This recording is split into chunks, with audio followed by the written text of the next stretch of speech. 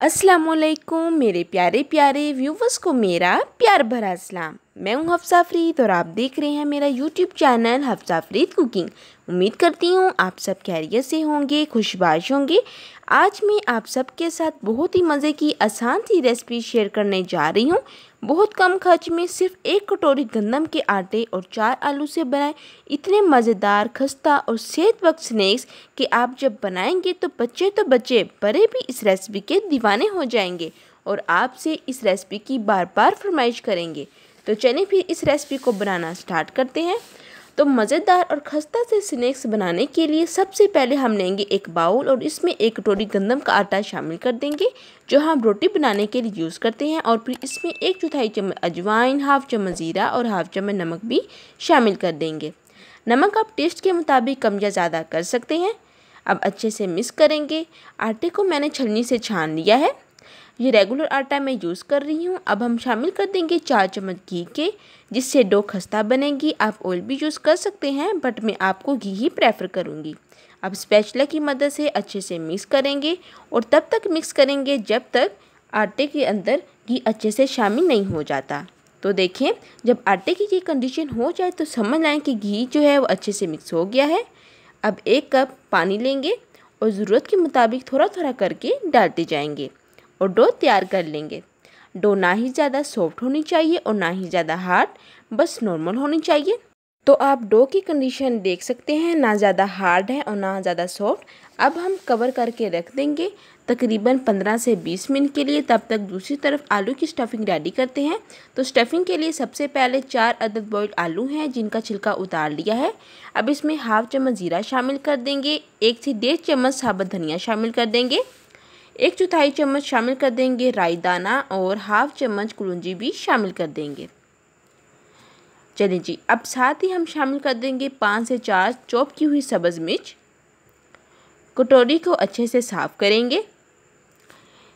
अब एक medium size का प्याज भी चॉप करके शामिल कर देंगे। अब 1 चम्मच हरा धनिया शामिल कर देंगे, हाफ चम्मच हल्दी शामिल कर देंगे, 1/4 चम्मच लहसुन पाउडर भी शामिल कर देंगे, हाफ चम्मच चिली फ्लेक्स भी यानी दादरी लाल मिर्च भी शामिल कर देंगे, 1/4 चम्मच अजवाइन भी शामिल कर देंगे। और अब सारे इंग्रेडिएंट्स को अच्छे से मिक्स कर देंगे। हमने जो अजवाइन शामिल की है ना, ये हाजमे के लिए बहुत ही फ़ायदेमंद साबित होती है। और अगर आपके पास लहसुन पाउडर नहीं है तो आप स्किप भी कर सकते हैं। अब हाफ चम्मच नमक भी शामिल कर देंगे। आप टेस्ट के मुताबिक कम या ज़्यादा कर सकते हैं और अच्छे से आलू मैश कर देंगे।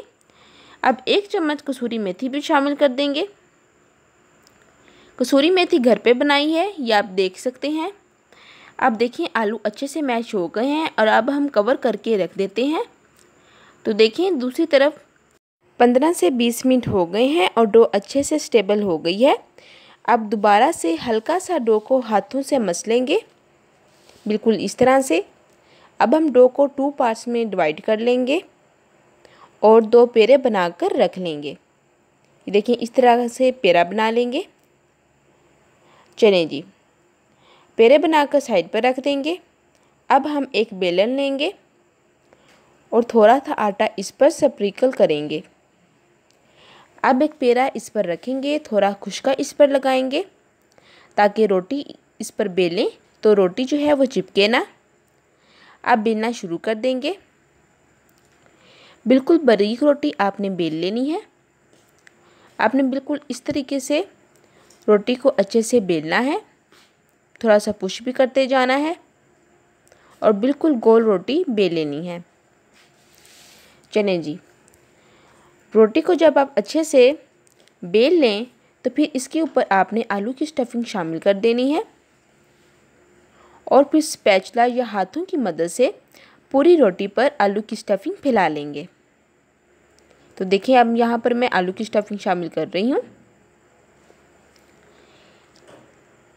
चलें जी, जब आलू की स्टफिंग पूरी रोटी पर हम शामिल कर दें तो फिर आपने एक साइड से रोटी को टाइटली रोल करना शुरू कर देना है। देखिए, बिल्कुल इस तरह से। अब आप रोल करना स्टार्ट कर देंगे और टाइटली रोल करना है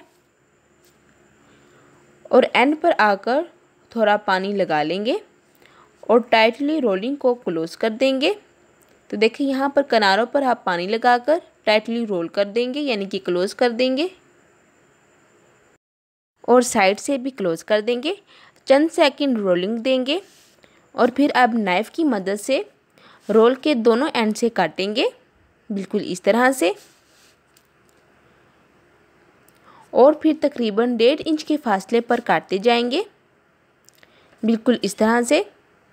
अब यहाँ पर आप काटने के बाद कोई भी शेप दे सकते हैं, मगर मैं यहाँ सर्कल शेप दूंगी। तो देखिए सबसे पहले तो हम इस तरीके से काट लेते हैं और आपने डिस्टेंस सबके दरमियान एक जैसा रखना है। चलें जी, तमाम पीस कट हो गए हैं। तो देखिए अब एक पीस उठाएंगे और हाथों की मदद से बिल्कुल सर्कल शेप देंगे और हल्का सा पुश भी करते जाएंगे। तो देखिए हल्का सा पुश करेंगे और बिल्कुल राउंड शेप दे देंगे। अब हम दूसरा पीस भी उठाएंगे और इस तरह से हाथों की मदद से पुश करेंगे और राउंड शेप दे देंगे। दूसरा रोल भी हम इस तरीके से बनाएंगे और फिर इस तरह पीस बनाकर बिल्कुल गोल शेप दे देंगे। चलें जी, अब इस प्रोसेस को आप ध्यान से देखें। तो देखिए यहाँ पर तमाम पीस हमने रेडी कर लिए हैं।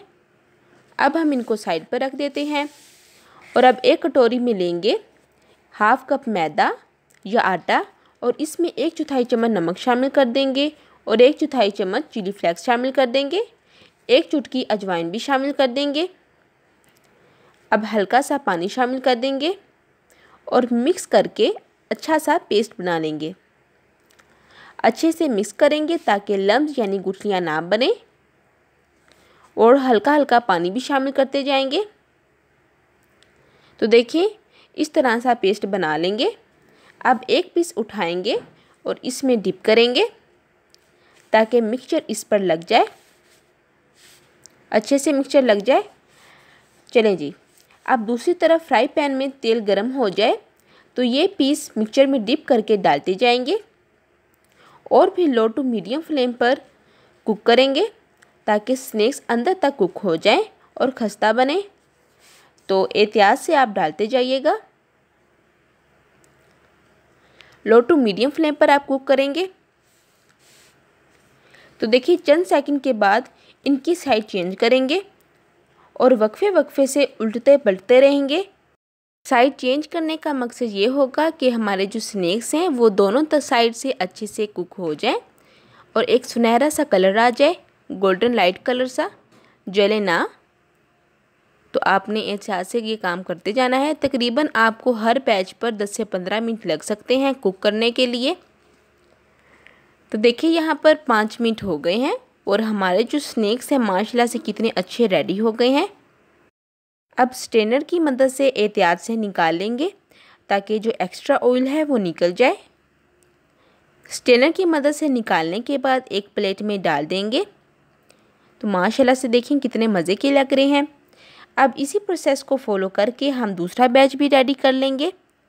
और इस पॉइंट पर अगर आपको मेरी रेसिपी अच्छी लगी हो तो लाइक कर दें और मेरे चैनल हफ्सा अफरीद कुकिंग को सब्सक्राइब भी कर दें और मेरी रेसिपी को ज़्यादा से ज़्यादा शेयर कीजिए। आपका बेहद शुक्रिया। तो देखिए माशाल्लाह से कितने क्रिस्पी खस्ता से स्नैक्स हमारे रेडी हो गए हैं, बहुत ही कम खर्च में।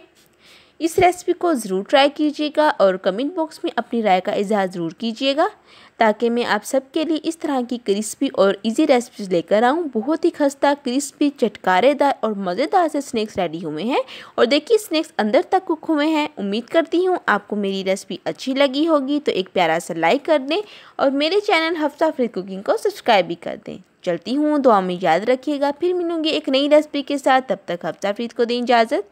अल्लाह हाफिज़।